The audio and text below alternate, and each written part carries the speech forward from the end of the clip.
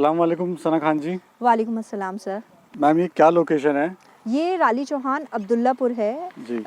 ये जेल चुंगी के पास एक विलेज है जहाँ पर अब हम वर्मी कंपोस्टिंग कर रहे हैं। जी। पहले हम जीआईसी ग्राउंड में करते थे और लकीली ये मेरा जीआईसी के बाद पहला एक वीडियो है जो मैं अपनी पर्सनल साइट से आपके सामने शेयर कर रही हूँ। यहाँ पर लगभग हम 500 टन पर मंथ का वर्मी कंपोस्ट प्रोड्यूस कर रहे हैं। जैसे कि आप मेरे पीछे भी देख सकते हैं, सब तरफ बेड्स हैं और हम यहीं पर ही अपना जितना भी गोबर होता है उसको हम यूटिलाइज़ करते हैं और वर्म्स को फीड करा के उसे हम वर्मी कंपोस्ट में कन्वर्ट करते हैं। मैम मोस्टली देखा है कि ये जो वर्मी कंपोस्ट है इसमें जो जेंट्स हैं, जो पुरुष हैं वो करते हैं, तो आप एक लेडीज़ होकर काम कैसे आपने ये डिसाइड किया इसको करने का? एक्चुअली देखिए, मैं जिस फैमिली में रही वहाँ पर मेरे फादर जो थे उन्होंने कभी भी बहन या लड़के लड़की में कभी भी कोई भी फ़र्क नहीं समझा। तो मैं इसी वजह से इस काम को कर रही हूँ कि मेरे पापा ने कभी भी मुझे ये नहीं कहा कि नहीं तुम खेती में नहीं जा सकती, ऑल्दो उनका कोई खेती का बैकग्राउंड भी नहीं था। मैं पेशे से एक इंजीनियर हूँ, मैं बीटेक बायोटेक करा है। मैंने बीटेक बायोटेक में ही अपने 4th ईयर में इसे स्टार्ट करा, लैब तक करा। जब सोचा कि इसे लैब तक सीमित नहीं रखना है, इसे प्रैक्टिकली ही करना है, उससे किसानों का भला होगा, उससे जितने भी एंटरप्रेन्योर्स हैं उनका हो सकता है कि वो लोग इस पर शिफ्ट हों और हमारा एग्रीकल्चर को एक अच्छा सपोर्ट मिले। स्वच्छ भारत मिशन से हमने इस काम को जोड़ा और इसी तरीके से इन 3 मोटो को हमने ध्यान में रखते हुए इस काम को आगे तक लेके आए।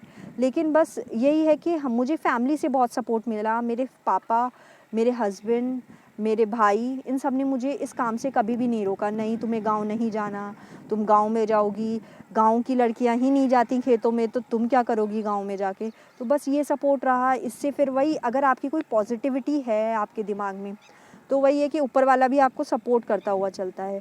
शुरुआत में 2 टन पर मंथ की प्रोडक्शन थी और अब लगभग 500 टन पर मंथ की प्रोडक्शन है हम लोगों की वर्मी कंपोस्ट में। तो मैम जो सफ़र रहा, आपने जब स्टार्ट किया सफ़र और आज जहाँ पे आप खड़े हैं, तो कैसा सफ़र रहा मैम ये? देखिए, शुरुआत में वही कहते हैं कि रिस्क लेना चाहिए।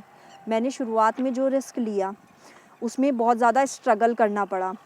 पहले गांव में थी, गांव में 14 किलोमीटर तक दूर जाना पड़ता था, मुझे अकेले जाना पड़ता था। गांव के लोग कहते थे ये लड़की पागल है, क्या आ जाती है, गोबर में घुसने आती हैं। हम लोगों की तो लड़कियां भी हाथ नहीं लगाती हैं गोबर को, और ये क्या करने आती हैं यहाँ पर। तो मतलब लोगों की बातें, और ऊपर से सबसे मेन बात, जब आप कोई प्रोडक्ट बनाते हैं उसको मार्केट में ले जाना, वो सबसे ज़्यादा इम्पॉर्टेंट रोल प्ले करता है। अगर आपका प्रोडक्ट आप बना रहे हैं हाई एफिशिएंसी से, और अगर वो मार्केट में नहीं जा रहा तो वो एक फेलियर है। फिर उस प्रोडक्ट को मार्केट तक पहुँचाना, ये दूसरा स्ट्रगल रहा। फिर इस काम को अर्बन लैंड पर ले जाना, क्योंकि शहर के लोगों को कंपोस्ट पता तो है कि कंपोस्ट अच्छी चीज़ होती है, लेकिन वो कंपोस्टिंग के नाम से थोड़े से नाक मुंह बनाते हैं कि नहीं नहीं, कंपोस्टिंग अच्छा नहीं होता, हेल्थ इश्यूज़ रहते हैं, स्मेल आती है। इन सारी मिथ्स को भी मैंने हटाया कि नहीं, हमें ये नहीं करना। तो ये सारे स्ट्रगल्स मैंने फेस करके अब मैं फिर दोबारा राली चौहान में विलेज में आई हूँ, जहाँ पर हम ये अच्छा सेटअप लगा रहे हैं। मैम जब आपने स्टार्ट किया तब कितनी पूंजी से आपने स्टार्ट किया और आज आपका टर्नओवर कितना है? सर, मैंने जो स्टार्ट करा था लगभग 1 लाख टू 1,50,000 से मैंने इसको काम को स्टार्ट करा था। और अगर आप मेरे टर्नओवर की बात करते हैं, ये लगभग 1 CR से तो खैर अब ऊपर ही जा रहा है। और होपफुली हम लोग ये चाह रहे हैं कि ये हमारा आगे बढ़े, ताकि ग्रोथ अपॉर्चुनिटीज़ बढ़ें औरों के लिए भी, और हम ज़्यादा से ज़्यादा लोगों को एम्प्लॉयमेंट दे सकें। सना खान जी, वर्मी कंपोस्ट बेसिकली बनता कैसे है ये? हम बिल्कुल लो कॉस्ट इंफ्रा मेथड से बनाते हैं। लोग इसमें शेड वगैरह लगाते हैं। आप अगर हमारी साइट पर देखेंगे तो कोई शेड की ज़रूरत नहीं है। इवन हमारी साइट पर कोई प्लांट भी नहीं दिखेगा आपको एज सच जो छावदार प्लांट हो। तो हम क्या करते हैं, हम सिंपल पॉलीथिन बिछाते हैं अपने बेड पर। पॉलीथिन मैम थोड़ा दिखाना चाहेंगे? हम पॉलीथिन बिछाते हैं, जैसे आप देख रहे हैं ब्लैक कलर की पॉलीथिन है। पॉलीथिन बिछाने के बाद हम अपने बेड्स को कबरनुमा शेप देते हैं। कबरनुमा शेप देने के बाद हम उन पे अर्थवर्म्स डालते हैं। अर्थवर्म्स डालने के बाद हम उन्हें पूले से कवर कर देते हैं। जैसे कि आप देख रहे हैं इस टाइम हमारा अर्थवर्म सेग्रीगेशन चल रहा है। हम इसमें से अर्थवर्म निकालते हैं। जैसे फॉर एग्जांपल हमें कोई नई साइट लगानी है तो हम इसमें से अर्थवर्म निकालते हैं। तो ये अर्थवर्म सेग्रीगेशन चल रहा है।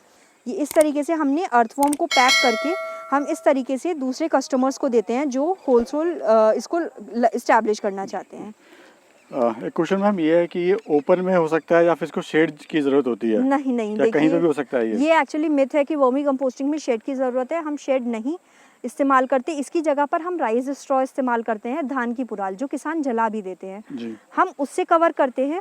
उससे हमारे को 3 फ़ायदे होते हैं। वो एक इवेपोरेटर की तरह काम करता है, वो टेम्परेचर कंट्रोलर की तरह काम करता है। बारिश में तो वो नमी एब्जॉर्ब करता है, जितनी भी एब्जॉर्ब करनी होती है, और सब साइड से लीच आउट कर देता है। गर्मियों में इवेपोरेटर की तरह काम करता है, और सर्दियों में हमने उसे रज़ाई उड़ा रखी है। ओके। प्लस हमारा मॉइस्चर भी कंट्रोल करके रखता है। मैम कितने एरिया की, अगर कोई स्टार्ट करना चाहता है तो कितने एरिया की इसमें ज़रूरत पड़ती है कम से कम, और कितने बेड की और कितनी पूंजी की इसमें आवश्यकता देखिए, होती अगर है? आप कमर्शियल लेवल पर इसे स्टार्ट करना चाह रहे हैं, तो लगभग आपके पास जो ज़मीन हो वो 1 एकड़ ज़मीन तो होनी चाहिए, जिस पे आप अपनी कमर्शियल लेवल पर स्टार्ट करें। और अगर आप किचन के लिए या फिर अपने लॉन के लिए इस्तेमाल करना चाह रहे हैं, तो 20 by 4 feet is nominal size, आप उसमें भी कर सकते हैं इसे। मैम कितने दिन में ये तैयार होती है, और मौसम का भी क्या इसमें फ़र्क पड़ता है? गर्मी में जल्दी तैयार होती है, सर्दी में लेट तैयार होती है? वो भी देखिए, थोड़ा एक बार। मौसम का क्या, जो भी हम वर्मी कंपोस्ट करते हैं उसमें हमें मॉइस्चर, टेम्परेचर, एयरेशन, ये सब हमें खुद मेंटेन करके रखना होता है। तो मौसम का तो कोई ऐसा फ़र्क नहीं पड़ता है, और हर मौसम में हमें कुछ ना कुछ इसमें से प्रोडक्टिव मिलता है। फॉर एग्जांपल, सर्दियों में हमें अर्थवर्म ज़्यादा मिलता है, गर्मियों में हमारी खाद ज़्यादा उतरती है, बरसात में हमें पानी लगाने की ज़रूरत नहीं है, हमारा बेड का टेम्परेचर ऑटोमेटिकली मेंटेन हो रहा है। तो हमने इसी वजह से इसे नेचर सस्टेनेबल प्रोसेस बना रखा है। कितने बेड है मैम टोटल अभी आपके पास? हमारे पास लगभग इस एरिया में, अगर हम 30 बाय 4 फीट की बात करते हैं, तो हमारे पास लगभग 400 बेड हैं जो अभी वर्किंग में चल रहे हैं। जी। और वैसे हमारी sites near by her village में हैं यहाँ पर, जैसे ग्राम पचपेड़ा में हमारी साइट है, हमारी आलमपुर में साइट है, हमारी गढ़ रोड पर बहुत सारी साइट्स हैं। हमने अपने साथ किसानों को भी जोड़ रखा है, जो किसानों से अपना माल नहीं बिकता वो लोग हमारे पास आके और हमें सेल आउट करते हैं, बाई बैग भी करते हैं? या कि एक बेड बनाने के लिए मैम क्या क्या चाहिए होता है, क्या क्या रॉ मटेरियल चाहिए होता है? अगर हम रॉ मटेरियल की बात करते हैं, हमें मेनली जब हम साइट इस्टेब्लिशमेंट करते हैं, एक तो हमें लैंड अवेलेबिलिटी देखनी होती है, रॉ मटेरियल अवेलेबिलिटी देखनी होती है, प्लस वाटर अवेलेबिलिटी देखनी होती है। इसमें जो हमारा एक बेड में प्लास्टिक लगता है, ब्लैक वाली पॉलीथीन लगती है, फिर हमारा गोबर लगता है रॉ मटेरियल, फिर हमारा पूला लगता है, and 4th one is earthworm. Ma'am ये बताइए कि आप इतना बड़ा जो बिजनेस है वो अकेले हैंडल करें या फैमिली का सपोर्ट है? नहीं, एक्चुअली मेरे फैमिली का पूरा सपोर्ट रहा इस बिज़नेस में। जैसे मैंने आपको पहले भी बताया, मेरे फादर ने मुझे इमोशनली सपोर्ट करा, तो मेरे भाई ने मुझे साइट इस्टेब्लिशमेंट में सपोर्ट करा, मेरे हस्बैंड ने मुझे मार्केट में एड करा, मैं खुद अपना पूरा प्रोडक्शन देखती हूँ। Hello sir. हेलो। तो सर आप मैम का पूरा बिजनेस सपोर्ट करते हैं साथ में, जी। तो कैसा सर चल रहा है बिजनेस ये? नहीं, बहुत अच्छे लेवल पे चल रहा है जी इस टाइम। जी और प्रोडक्शन डिपार्टमेंट ये संभालती है, मार्केटिंग डिपार्टमेंट हम देखते हैं। जी। और इसमें क्या है कि अब इस लेवल पे पहुंच गया है कि हमारे पास एक्सेस में ऑर्डर रहते हैं। हम धीरे धीरे अपने मैन्युफैक्चरिंग प्लांट बढ़ा रहे हैं, क्योंकि जितनी हम प्रोडक्शन देते हैं वो सारी ऑर्डर जो है एक्सेस में है हमारे पास। हम जितनी भी प्रोडक्शन दें वो कम पड़ते हैं। जी।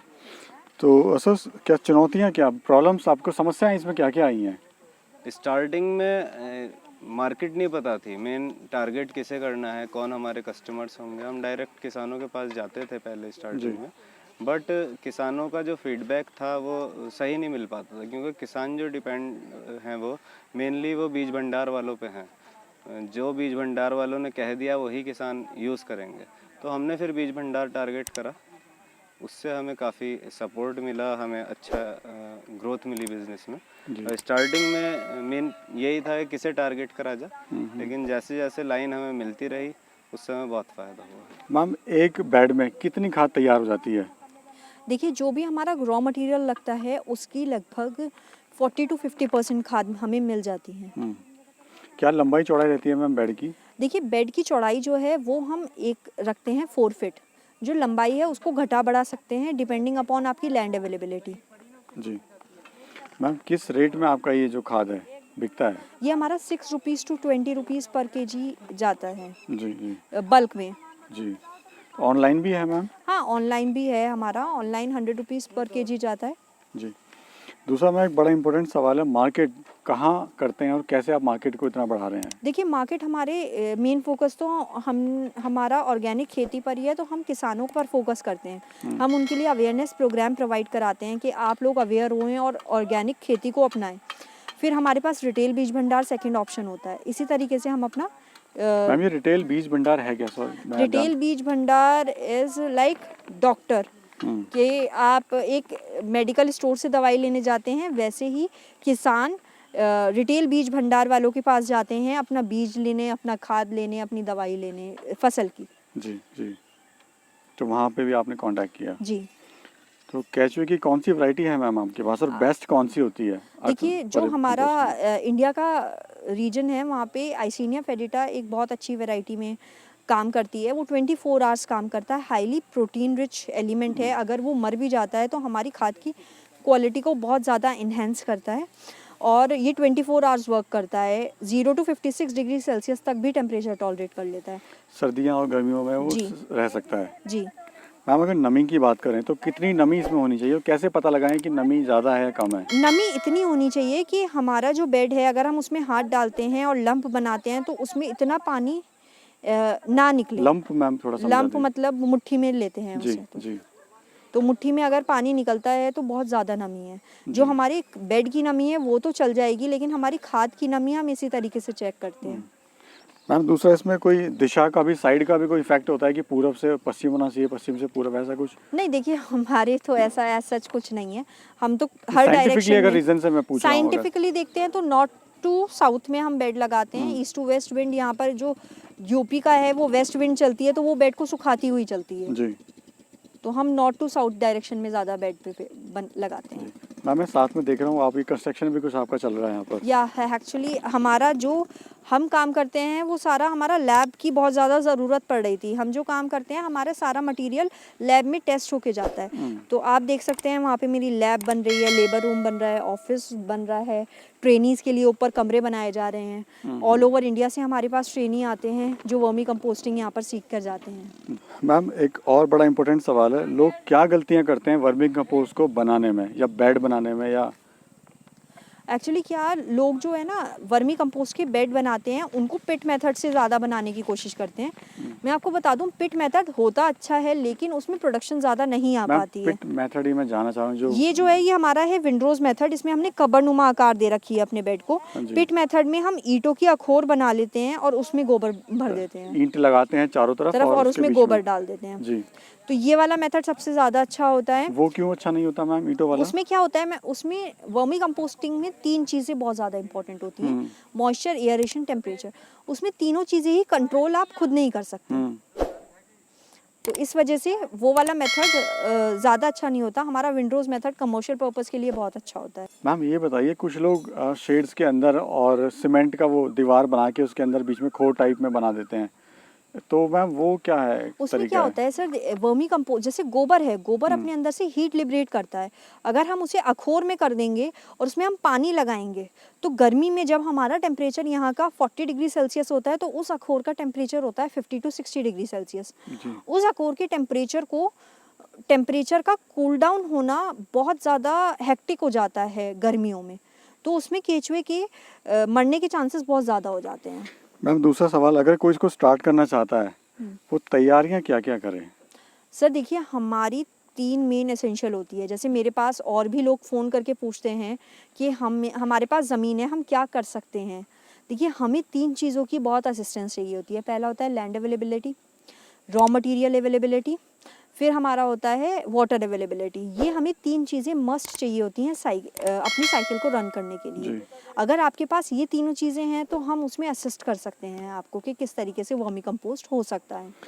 दूसरा मैम ये है कि जो लोग बाहर हैं, आउट ऑफ स्टेशन है, अगर वो केचुआ अपना मंगवाते हैं तो कैसे वो मंगवाएं ताकि उनका जो केचुआ है वो ठीक ठाक उन तक पहुंचे? देखिए ये है, आपने मुझसे बहुत अच्छा क्वेश्चन पूछा है। मेरे पास इतनी कॉल्स आती हैं कि हमें 2 किलो केचुआ चाहिए, हम 1 किलो केचुआ चाहिए। देखिए केचुआ कभी भी कोरियर के थ्रू नहीं भिजवाया जा सकता, तो ये वाली क्वेरी करना बिल्कुल बेकार है कि हम 1 किलो केचुआ चाहते हैं, 5 किलो केचुआ चाहते हैं, 10 किलो केचुआ चाहते हैं। हमारा जो भी केचुआ जाता है हम उसके साथ एक बंदा भेजते हैं। तो हमारे पास मिनिमम क्वांटिटी अगर हम 200 किलोमीटर की दायरे की बात करते हैं तो 100 किलो तो हो एटलीस्ट, क्योंकि लेबर हमारी उसको साथ लेके जाती है ताकि केचुआ रास्ते में ना मरे और कस्टमर्स को हम सेफली डिलीवर कर सकें। तो हम लोग बाय ट्रेन भी भेजते हैं, बाय रोड भी भेजते हैं, और डिपेंडिंग अपॉन क्वांटिटी। तो क्या रेट से मैम आपका केचुआ जाता है? सर देखिए 300 रुपीज़ पर केजी का हमारा अर्थवर्म होता है। जी। ये वन टाइम इन्वेस्टमेंट होता है और इसी से ही हमारी पूरा, ये एक तरीके से आप कैपिटल कह सकते हो, इसी से ही हमारा बिजनेस आगे रन होता है। और बाई बैग का मैम सिस्टम क्या है, वो भी थोड़ा एक बार बता दीजिए। देखिए बाय बैक का तो कोई ऐसा हमारी वो नहीं है, हमारा ये रहता है हम ऑर्डर केटर करते हैं। फॉर एग्जांपल हमसे कोई पंजाब में यूनिट लगाता है तो हमारे पास जो ऑर्डर पंजाब का है वर्मी कंपोस्ट का, हम वही का ऑर्डर वहीं केटर कर देते हैं। तो इस तरीके से हमारा ये पूरा रहता है। मैम क्या संदेश आप देना चाहते हैं लोगों को जो वीडियो देख रहे हैं? देखिए मैं यही कहूँगी कि जो भी महिलाएं करना चाहती हैं इसे, जो भी किसान मुझे देख रहे हैं, मैं ये नहीं कहती कि आप मुझसे वर्मी कंपोस्ट लें या आप मुझसे कोई चीज़ लें। मैं आपसे यही कहूँगी कि आप ऑर्गेनिक खेती करें, चाहे वो आप अपने घर में बना के करें, लेकिन ऑर्गेनिक खेती से आप खुद तो सेफ़ रहेंगे ही, आगे जो आने वाली जनरेशन्स हैं वो भी सेफ़ रहेंगी। जितनी भी वुमेंस घर में हैं, जितनी भी वुमेंस गांव में हैं, वो एग्रीकल्चर फील्ड में अच्छा स्कोप है और वो उसमें बहुत अच्छा कर सकती हैं। तो मैं उनसे यही कहूँगी कि आप आगे आएँ और कुछ अच्छा करें अपने लिए। जी, थैंक यू मैम, आपने इतनी महत्वपूर्ण जानकारी दी। Thank you ma'am. Thank you so much.